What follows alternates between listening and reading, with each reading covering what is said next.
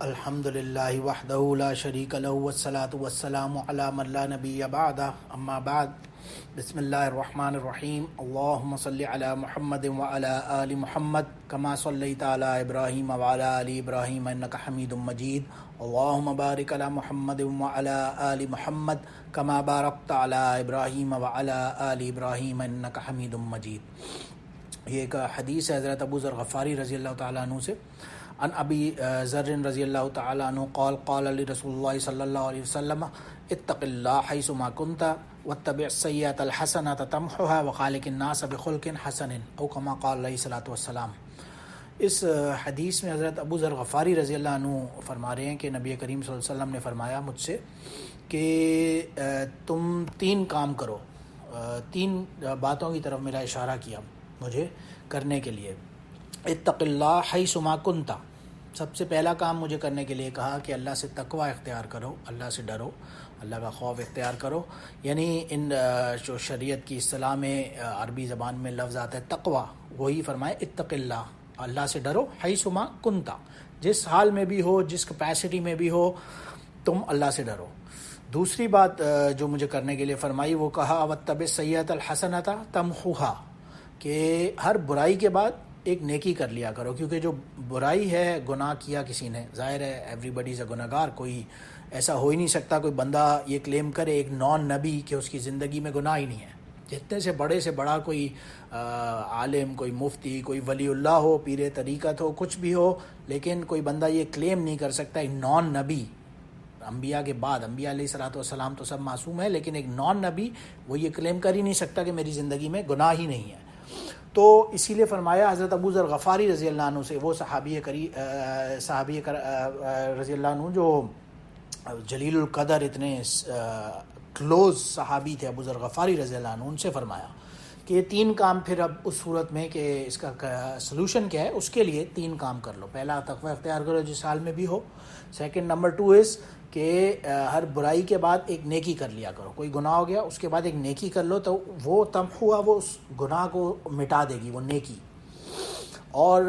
Third چیز جو بتائی وہ خالق الناس بخلق حسن۔ اب یہ سب کام کر لیا، پہلے اللہ سے تقوی اختیار کرنے کے لیے جو جتنی بھی کوشش کے باوجود بندہ ظاہر ہے کہیں نہ کہیں اس میں لیک کرے گا، کمپلیٹ لیول پہ تو پہنچ نہیں سکتا کوئی انسان،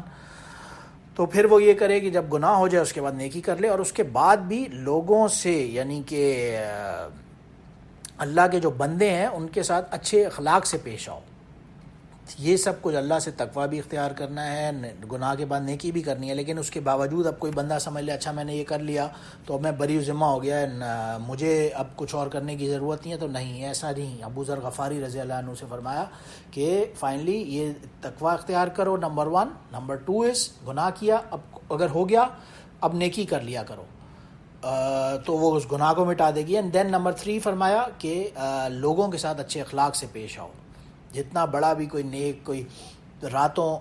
کو مصلی پر بیٹھنے والا، دن بھر روزے رکھنے والا، اس سے باوجود اگر اس کا اخلاق اچھا نہیں ہے، اس کا کیریکٹر اچھا نہیں ہے، لوگوں کے ساتھ بیہیویئر اچھا نہیں ہے، تو then it's all not gonna end up well. So اسی لیے فرمایا کہ لوگوں کے ساتھ اچھے اخلاق سے پیش آؤ۔ یہ اس حدیث میں 3 چیزوں کا جو نبی کریم صلی اللہ علیہ وسلم نے فرمایا، تو نمبر 1 تقوی اختیار کرنا۔ اب واٹ از تقوی؟ تقوی ہاؤ ڈو یو میجر کسی کا تقوی؟ یہ کوئی we don't have any scale یا کوئی اسٹینڈرڈ، اس کا معیار کیا ہوگا یہ تو ظاہر ہے کسی کو، یہ تو اللہ کے علاوہ کوئی جانتا نہیں ہے۔ یہ تو جو اصل خدا کا خوف ہوگا وہ تو دل کے اندر ہوگا کسی کے، وہ باہر سے ایکسپریس تو کوئی کیسا بھی حلیہ بنا لے، یہ تو اللہ اور بندے کے کا ہی ایک معاملہ ہوگا۔ ایک یہ باطنی جو انر کیفیت ہے اس کا نام اصل میں وہ تقوی ہے۔ تو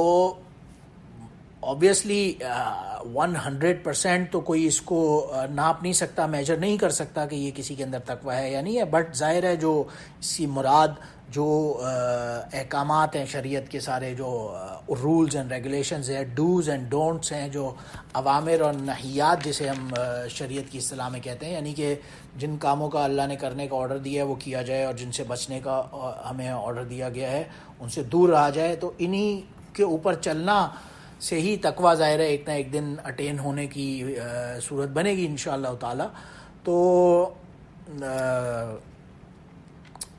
اصل مراد ظاہر ہے باطنی ہے تقوی کی، تو وہ ہم میجر تو نہیں کر سکتے، لیکن ظاہر ہے شریعت کا کتنا کوئی بندہ پابند ہو، اسی سے اس کا تقوی کا معیار وہ خود بخود اس کا دل گواہی دے گا کہ میں کتنا تقوی میرے اندر ہوگا یا نہیں ہوگا، یہ اس کے اپنے معاملات سے ہی پتہ چلے گا۔ اور پھر نمبر 2 از وَاتَّبِعْ الْحَسَنَاتِ السَّيِّئَاتِ، ہر برائی کے بعد نیکی کر لیا کرو، یعنی اس کا کیا مطلب ہے، جیسے قرآن پاک میں آتا ہے اِنَّ الْحَسَنَاتَ يُذْهِبْنَ السَّيِّئَاتِ، کہ جو حسنات ہوتی ہیں، نیکیاں ہوتی ہیں، وہ برائیوں کو دور کر دیتی ہیں۔ تو قرآن میں اللہ سبحانہ و تعالیٰ نے خود فرمایا، تو اس سے یہ پتہ چلا، جو دوسری نصیحت فرمائی کہ کوئی گناہ ہو گیا، کوئی برائی ہو گئی، اس کے بعد انسان نیکی کر لے۔ ظاہر ہے کوشش تو گناہ سے بچنے کی ہونی چاہیے، وہ فرسٹ سٹیج میں تقوی اختیار ہوگا تو آٹومیٹکلی گناہ نہیں ہوگا، لیکن ظاہر ہے ویکنس ہوتا ہے کیریکٹر، یا انسان کی اندر وہ کیپیسٹی نہیں ہوتی، انسان کی جو ول پاور ہے، جو اندر سے ہماری اسٹرینتھ ہے اسپریچول، وہ اتنی اسٹرانگ نہیں ہوتی، تو آبویسلی گناہ ہو جائے گا۔ تو اس کا حل یہی ہے کہ پھر گناہ کے بعد نیکی اختیار کر لی جائے، کوئی نہ کوئی، ہر گناہ کے بعد گناہ کیا، اللہ سے معافی مانگی جائے، توبہ کی جائے، لیکن اس کے بعد کوئی نہ کوئی کسی بھی فارم میں نیکی کر لی جائے، تو وہ انشاءاللہ تعالیٰ اس گناہ کو دور کرنے کی طرف مددگار ہوگی اینڈ ہیلپ فل ہوگی۔ اور پھر تھرڈ چیز جو یہاں پہ فرمائی کہ لوگوں کے ساتھ اچھا اخلاق سے پیش آنے کی، اس سے یہ پتہ چلا کہ کسی نے تقوی اختیار کرنے کی بھی کوشش کر لی، اس کے بعد وہ بندہ گناہ ہوا اور اس کے بعد نیکیاں بھی کر رہا ہے، لیکن اس کے باوجود ہی اگر اس کا اخلاق ہی اچھا نہیں ہے، تو وہ الٹیمیٹ جو کمپلیٹ سکسیس کی طرف ہے وہ بندہ نہیں ہوگا۔ جیسے کہ اس حدیث سے پتہ چلتا ہے کہ تقوی اور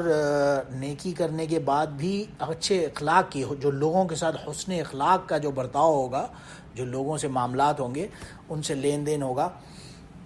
اس کی ضرورت پھر بھی پڑے گی۔ اسی لیے علماء کرام نے جیسے فرمایا کہ اگر ہم پورے اس شریعت کو، ہمارا جو دین ہے یا کوئی بھی مذہب ہے، اس کو اگر ہم کیٹیگرائز کریں تو ہم 5 ڈفرینٹ چیزوں میں اسے ڈیوائڈ کر سکتے ہیں۔ نمبر 1 از کسی دین کے جو سمجھ لیں پلرز ہیں یا شعبے ہیں، اسے اگر ہم کاؤنٹ کریں، ایک سمجھ لیں کہ عقائد، ایمان و شرک نہیں کرنا، اللہ کو ماننا، رسول اللہ صلی اللہ علیہ وسلم کیا خاتم النبیین ہونے پر ایمان لانا، اور ایٹسیٹرا جو شریعت کے عقائد ہیں ماننے والے، سب سے پہلا تو وہ ہو گیا، اس کو ہم نمبر 1 ظاہر آف کورس ڈکلیئر کریں گے۔ پھر نمبر 2 از جو ایمان لانے کے بعد معاملات ہیں، فرائض ہیں، جس کو پلرز آف اسلام کہہ سکتے ہیں، نماز، روزہ، حج، زکوٰۃ ایٹسیٹرا ایٹسیٹرا، جو فرائض ہیں، جو واجبات ہیں، جو کرنے ہی کرنے ہیں، اور حراموں کاموں سے بچنا ہی بچنا ہے، تو یہ والے معاملات کو ہم نمبر 2 کاؤنٹ کر لیں۔ پھر آتے ہیں معاملات، کہ لوگوں کے ساتھ معاملات، کیونکہ شریعت میں پورے احادیث جیسے ہم دیکھ رہے ہیں کہ ان کے اندر پورے لوگوں کے ساتھ معاملات کرنے کے بھی ایک ایک رولز اینڈ ریگولیشنز ہمیں بتائے جاتے ہیں شریعت میں، اور پوری فقہ کی بکس اس کے اوپر بھری پڑی ہیں۔ تو دیٹ از نمبر 3۔ دین دیر از معاشرت، جو کاروبار کا بندے کا طریقہ ہے، یہ مارکیٹ میں جاتا ہے، کسی بزنس پہ بیٹھتا ہے، کسی شاپ پہ اپنی بزنس کرتا ہے، تو اس کا لوگوں سے اپنی لائبلٹیز کو یہ آنر کرتا ہے نہیں کرتا ہے، اپنے جو پیمنٹس ہیں انہیں وقت پر ادا کرتا ہے نہیں کرتا ہے، جو لینے کے معاملات ہیں اس میں اچھا لوگوں کے ساتھ، کسی نے قرض دینا ہے، کسی نے کوئی ڈیٹ ہے جو اس بندے نے لینی ہو کسی سے، اس کے معاملے میں اچھا ہی کرتا ہے، اس سے آسانی سے، یعنی کہ سختی نہیں کرتا اس کے ساتھ۔ تو دیٹ آل معاشرت جو کاروباری طریقہ ہے وہ نمبر 4 پہ آ جاتے ہیں۔ اینڈ دین دیر از اخلاقیات، کسی انسان کا اپنا کیریکٹر کیسا ہے۔ یہ بندہ جتنا بھی بڑا وہ کہتا ہے نا، وہ حدیث پاک میں آتا ہے کہ ایک انسان اچھے اخلاق کی وجہ سے رات بھر عبادت کرنے والے اور دن بھر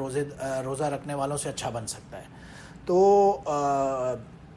یہی بات نمبر 5 پہ آتی ہے کہ انسان کا اخلاق کیسا ہے۔ اگر وہ لوگوں کے ساتھ روڈ ہے اور مس بیہیو کر رہا ہے، اور الٹیمیٹلی جتنا بڑا بھی وہ نیک دیندار آدمی ہے، اس کو ظاہر ہے وہ نمبر 5 جو اس کا شعبہ ہوگا اس میں تو وہ لیک ہی کرے گا۔ اب اگر ہم ان 5 کو ایچ ڈیوائڈ کر دیتے ہیں، جیسے ٹوٹل 100% ایک چیز ہونی چاہیے، لیکن 100% سے اس کو ایچ ہم 20% دے دیں، 20 40 60 80 100، تو یہ پوری شریعت کے 5 ڈفرینٹ شعبے بن جاتے ہیں. آج اگر ہم دیکھتے ہیں تو دس از 20% ایمان اخلاقیات. جو بہت بڑا کوئی مسلمان ہے ظاہر ہے عقیدہ ایمان اس کا پختہ ہے, بالکل اللہ پہ یقین رکھتا ہے, رسول اللہ صلی اللہ علیہ وسلم, صحابہ کرام, تمام انبیاء, رسل, ملائکہ, کتب, سب پہ ایمان رکھتا ہے. تو ظاہر ہے وہ 20% ایک یہ اس کیٹیگری میں تو اچیو کر لیتا ہے کوئی انسان. پھر ایک دوسری کیٹیگری آ گئی جو اس کے معاملات ہیں, اعمال ہیں, نماز, روزہ, حج, زکوٰۃ, جو فرائض اور واجبات ہیں انہیں بھی ادا کر لیتا ہے. لیکن اگر باقی 3 ہم یہ ریمیننگ 20, 40, 60% کو دیکھتے ہیں, اس کی اخلاق, اس کی معاشرت, اس کے معاملات, zero, that is nothing there. تو اس حساب سے اگر ہم دیکھتے ہیں تو آج کا بڑے سے بڑا مسلمان بھی وہ 20-40% تو جو معاملات ہیں ان میں دین پہ کچھ نہ کچھ شریعت پہ قائم ہوگا, لیکن یہ جو باقی 3 معاملات ہیں, اس کے معاملات, اس کی معاشرت, اس کے اخلاقیات, ان میں وہ بندہ صفر ہوگا. تو اچھے سے اچھا مسلمان بھی صرف ٹیکنیکلی 40% دین پر ہوگا, اور باقی 60% کا کیا ہوگا واللہ عالم. لیکن بہرحال اللہ ہم سب کو اپنے حفظ و امان میں رکھے. اسی لیے رسول اللہ صلی اللہ علیہ وسلم نے فرمایا سب سے پہلے تقوی اختیار کرو, اس کے بعد برائی کر لو تو غلطی سے ہو جائے گناہ تو نیکی کرو, اور پھر نمبر 3 از کہ لوگوں کے ساتھ اس کے باوجود بھی تمہارا اخلاق اچھا ہو. اس اخلاق کے اوپر خاص طور سے ایک ایمفسس یہاں پہ ڈالا گیا. یہ سب کو تقوی دار سے کہا جا رہا ہے اور نیکی کرنے والے سے کہا جا رہا ہے کہ تمہارا اخلاق اچھا ہونا چاہیے, تب جا کے ہی پاسبل ہوگا کہ تم ہائیسٹ لیول آف ایمان کا بھی جو ہوگا وہ اچیو کر سکو گے. اور یہی اسی طرح کی بات حضرت ابو ایوب انصاری رضی اللہ عنہ کی بھی روایت سے ہمیں پتہ چلتا ہے. اس میں قال جاء رجل, ایک آدمی آیا الی النبی صلی اللہ علیہ وسلم کے پاس, اور فقال اعذنی او اوجزن, کہ مجھے کوئی یعنی آپ نصیحت فرمائیں, کوئی مجھے کچھ نصیحت کیجیے. تو رسول اللہ صلی اللہ علیہ وسلم نے فرمایا فقال اذا قمت فی صلاتک فصلی صلاۃ مودع, جب تم نماز یہ یعنی ٹیکنیکلی واٹس ہیپنڈ از کہ ایک آدمی آیا, اور یہی جیسے پیچھے بھی اختیار کیونکہ آرڈر ہوا تھا تقوی اختیار کرو اور دین پہ چلنے کا جو آرڈر رسول اللہ صلی اللہ علیہ وسلم بار بار دیا کرتے تھے صحابہ کرام کو. تو ایک آدمی نے پوچھا کہ اچھا مجھے کوئی نصیحت کیجیے کہ ایسا میں کیسے کروں. تو انہوں نے اس کا طریقہ بتایا کہ جب نماز کے لیے کھڑے ہو تو ایسے کھڑے ہو جیسے میری لاسٹ نماز ہے, اور یعنی کہ اس کے بعد اب مجھے یہ میری فائنل نماز ہے, تو میں جتنا خشوع خضوع اور جتنی پراپر طریقے سے اسے ادا کر سکتا ہوں وہ میں کروں. پھر نمبر 2 چیز رسول اللہ صلی اللہ علیہ وسلم نے اس آدمی صاحب سے یہ فرمائی کہ ولا تکلموا بکلام تعذر منہ غدا, کوئی کسی سے ایسی بات مت کرو جو کل تمہیں پچھتانا پڑے, یعنی اپنی زبان کو قابو میں رکھو. ایک روایت میں آتا ہے کہ من یزمن ما خز من رجلی فخذی, یعنی کہ جو کچھ تمہارے منہ کے درمیان اور تمہاری ٹانگوں کے درمیان ہے اسے اپنے کنٹرول میں رکھ لو گے تو نجات پا جاؤ گے, میں اسے جنت کی گارنٹی دیتا ہوں. ایک صحابی آئے, انہوں نے پوچھا مجھے یا رسول اللہ صلی اللہ علیہ وسلم مجھے نجات کا راستہ بتا دیجیے. تو انہوں نے ایسے اپنی زبان کو پکڑا اور بولا یہ اس کو اپنے کنٹرول میں رکھو گے تو نجات پا جاؤ گے. اور یہاں پہ بھی اسی طرح فرمایا کہ اپنے لوگوں سے کسی سے بات کرنے سے پہلے سوچو, پہلے بات کو تولو اور پھر بولو, یعنی کہ جب بندہ سوچ سمجھ کے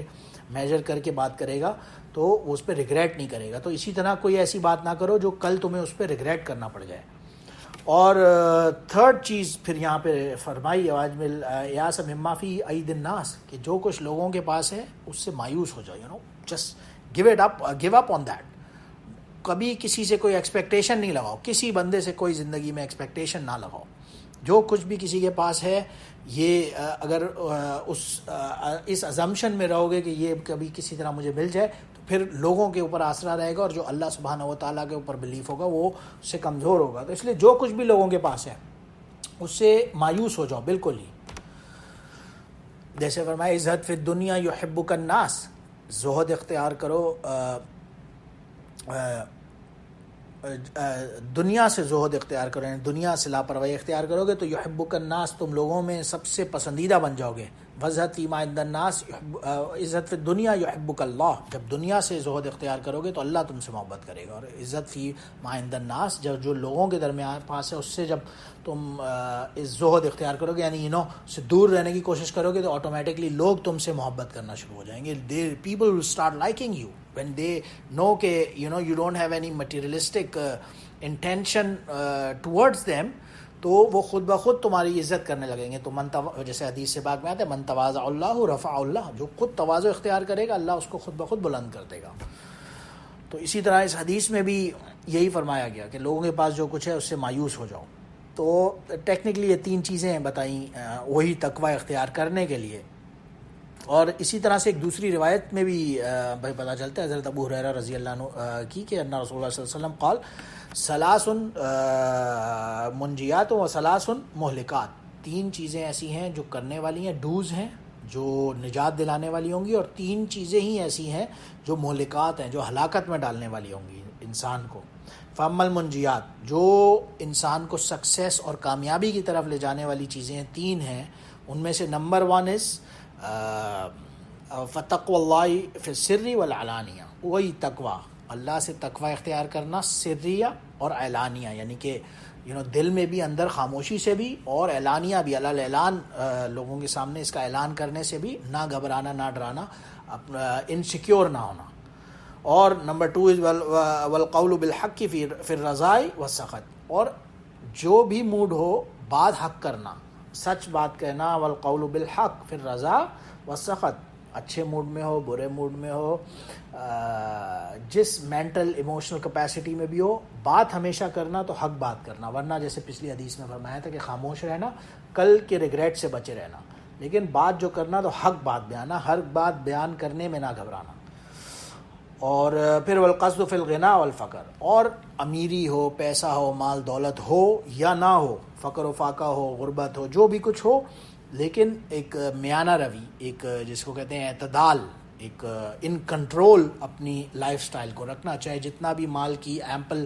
فراوانی ہو یا نہ ہو، کمی ہو خدا نخواستہ کسی کے پاس، لیکن جب وہ آٹومیٹکلی میانہ روی اور اعتدال، یعنی کہ ان کنٹرول اپنے لائف سٹائل کو رکھے گا، تو وہ انشاءاللہ تعالی ضرور بضرور نجات پانے والوں میں ہوگا. اور پھر 3 چیزیں جو ہلاکت کرنے والی ہیں، فہون متبعن وشح مطعن وعجاب المرء بنفسی اشدہن، کہ 3 چیزیں جو ہلاک کرنے والی ہیں، خواہش نفس جس کی پیروی کی جائے، اپنے نفس کی پیروی نہ کرنا، یہ 3 نمبر 1 از ہلاک کرنے والی چیز.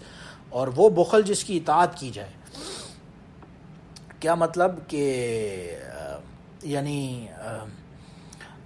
شح مطاع،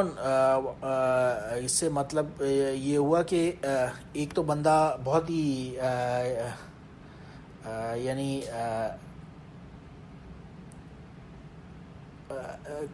کنجوس ہے، بخل ہے، بخیل ہے، اور وہ اس نفس کے اندر اس اپنے بخیل پنے کی، اپنی اس مائزرنس کی پیروی کر رہا ہے، اتباع کر رہا ہے. ایسا مت بننا، مائزر مت بننا ان شارٹ. اور دین the third از کہ جو آدمی کی جو اعجاب المرء بنفسی وہی اشدہن، کہ جو آدمی کی خود پسندی کی عادت ہے وہ اس سے بچے. یہ سب سے زیادہ اس کے لیے اشدہن نقصان دہ چیز ہوگی. خود پسندی کی عادت ایسی ہے، ظاہر ہے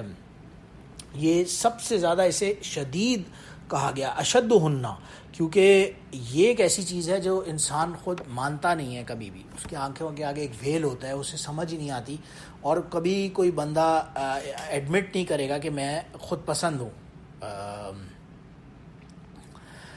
اور اگر کوئی اسے نصیحت کرے گا بھی تو اسے بری لگے گی کہ اپنے بارے میں کوئی اپنی یعنی کہ کیریکٹر کے بارے میں نصیحت سننا بھی ہمیں ہمارے نفس کو پسند کیونکہ نہیں ہوتا. تو اس سے خاص طور سے بچنے کے لیے ایک فرمایا مہلکات میں سے ہے، اس سے بچو. اور یہ واقعہ اشد ہونا، یہ نفس کی پیروی سے بھی بری چیز یہ خود پسندی ہے، سیلف کانفیڈنس، جو اوور کانفیڈنس جس سے کہا جاتا ہے. ایک سیلف سینٹرڈ پرسنالٹی نہ ہو کسی کی، بالکل ہی ایگوئسٹک اور سیلف سینٹرڈ اگر کوئی بندہ ہے تو وہ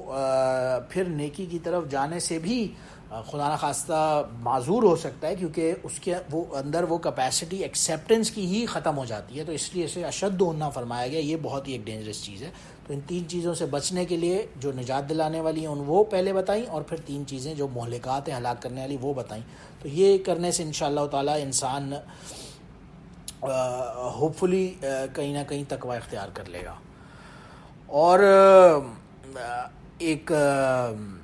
اسی طرح سے روایت حضرت عبداللہ بن عمر رضی اللہ عنہ کی ہے، جس میں رسول اللہ صلی اللہ علیہ وسلم نے 4 چیزیں فرمائی. اربعن اذا کن فیک فلا علیک ما فاتک الدنیا حفظ امانت و صدق حدیث و حسن خلیقۃ و عفت فی طعمۃ. کیا مطلب کہ 4 چیزیں ایسی ہیں جو جس بندے میں ہوں گی تو اس سے پھر کوئی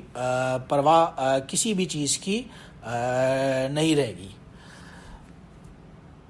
یعنی کہ اگر یہ 4 چیزیں کسی کو مل جائیں تو وہ اسے پھر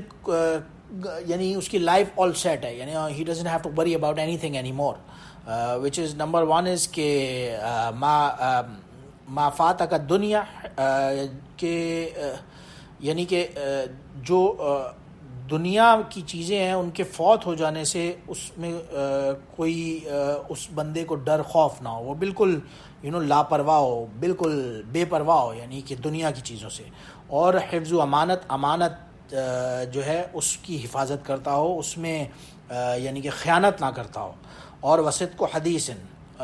سچی بات کہتا ہو، جیسے پہلے کہا تھا حق بات کو بیان کرتا ہو. وہ حسن خلیقۃ و عفت فی طعمۃ، اور کھانے کے اندر حلال کماتا ہو، حلال کھاتا ہو، اور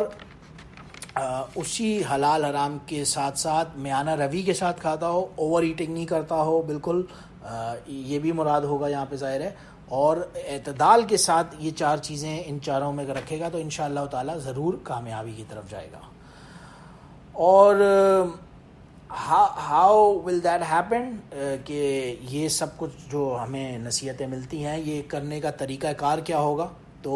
اس کے لیے ایک حضرت ابو ذر غفاری رضی اللہ عنہ کی روایت سے ہمیں پتہ چلتا ہے، جس میں رسول اللہ صلی اللہ علیہ وسلم نے فرمایا قد افلح من اخلص اللہ قلبہ للایمان وجعل قلبہ سلیما ولسانہ صادقا ونفسہ مطمئنۃ وخلیقۃ مستقیمۃ. کہ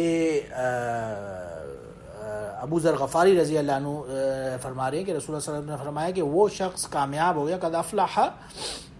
من اخلص اللہ قلبہ للایمان، جس نے اپنے قلب کو، اپنے یعنی دل کو اللہ کے ایمان کے لیے خالص کر لیا، وہ کامیاب ہو گیا. اور اسی دل کو اس نے صحیح اور سالم بنا دیا، یعنی کہ وجعل قلبہ سلیما. سلیمن سے مطلب سالم، بالکل سلامتی والا، یعنی کہ دوسروں کے لیے برا نہ چاہنے والا، یعنی کہ جس میں کوئی شک یا نفاق یا کسی قسم کی کوئی ملاوٹ نہ ہو، کوئی کسی قسم کی پیور ہو، کوئی اس کے اندر گرے ایریا نہ ہو اس کے دل کے اندر، بالکل وہ ایک بلیک اینڈ وائٹ والا اس کا دل کا معاملہ ہو. اور حسد، کینہ اور یہ جو جس قسم کی بھی برائیاں ہوتی ہیں ان سے وہ بچتا ہو. اور پھر آگے اس کا نفس کو ایمان عطا فرمایا، اس کے دل کو، یعنی کہ اس کی زبان، پہلے تو اس کے کانوں، جو اس کے کان ہیں وہ صحیح سنتے ہیں،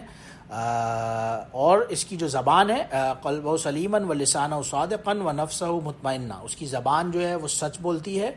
اور اس کا نفس مطمئن ہے، سیرینٹی ہے اس کے پاس، اس کے دل میں سکون ہے. اور وخلیقۃ مستقیمۃ وجعل اذنہ مستمعۃ وعینہ ناظرۃ، اور اس کے جو کان ہیں وہ سننے والے ہیں، اچھی بات کو ایکسیپٹ کرنے والے ہیں. ایسا نہ ہو کہ وہ جو قرآن پاک میں آتا ہے وَإِذَا قَرَأْتَ الْقُرْآنَ جَعَلْنَا بَيْنَكَ وَبَيْنَ الَّذِينَ لَا يُؤْمِنُونَ بِالْآخِرَةِ حِجَابًا مَسْتُورًا، کہ جو آخرت پر ایمان نہیں رکھنے والے، ان کے سامنے جب حق بات ہوتی ہے تو وہ ایک ان کے آگے حجاب مستور، ایک ہڈن ویل آ جاتا ہے، وہ اس کو ایکسیپٹ ہی نہیں کرتے. تو کامیاب ہونے کا طریقہ کیا ہوگا؟ اچھی بات سننا اچھا لگے کان کو، اور آنکھوں کو وہ اچھی چیز دیکھنا اچھا لگے، تو وہ بندہ کامیاب ہوگا. اور اسی لیے فَأَمَّا الْأُذُنُ فَقَبَا وَأَمَّا الْعَيْنُ فَمُقِرَّةٌ لِمَا يُوعَى الْقَلْبُ وَقَدْ أَفْلَحَ مَنْ جَعَلَهُ قَلْبَهُ وَاعِيًا، کہ جو کان ہوتا ہے وہ بری بات اگر کان میں پڑتی ہے تو وہ آٹومیٹکلی جاتے جاتے جاتے جاتے یہ راستہ ہوتا ہے دل کا، یہ آنکھ اور کان کو اس دل کی خرابی کا وہ راستہ، یعنی کہ جو وے ان ہے برائی کا، وہ یہ کان ہے اور یہ آنکھ ہے۔ دل تو بند ہے، انسان کی باڈی کے اندر کنسیلڈ ہے، تو ہاؤ ڈز وہ برائی اندر پہنچتی کیسے؟ وہ اس کان کے ذریعے اور اس آنکھ کے ذریعے پہنچتی ہے۔ تو نجات کا راستہ اس حدیث میں یہ بتایا گیا کہ جو بندہ اپنے کان کو برا سننے سے محفوظ رکھے اور اپنی آنکھ کو برا دیکھنے سے محفوظ رکھے، اس کا دل آٹومیٹکلی خود بخود جیسے فرمایا من اخلص اللہ قلبہ للایمان، کہ ایمان کے لیے اس کا دل خالص ہونے کا طریقہ کیا ہوگا کہ وہ اپنے کان کو برا رکھنے سے محفوظ رکھے سننے سے، اور آنکھ کو برا دیکھنے سے محفوظ رکھے، تو انشاءاللہ وہ بندہ کامیاب ہوگا۔ بہرحال اللہ ہم سب کو برا سننے کی اور برا دیکھنے سے اپنے حفظ و امان میں رکھے اور دور رکھے اور محفوظ رکھے، اور ہمیں اچھا سننے کی اور اچھا دیکھنے کی اور تقوی اختیار کرنے کی، اور پھر ہر گناہ کے بعد نیکی کرنے کی اور لوگوں کے ساتھ اچھے اخلاق سے پیش آنے کی توفیق عطا فرمائے۔ سبحان ربک رب العزت عما یصفون وسلام علی المرسلین والحمد للہ رب العالمین۔ سبحانک اللہم اشہد ان لا الہ الا انت استغفرک واتوب الیک۔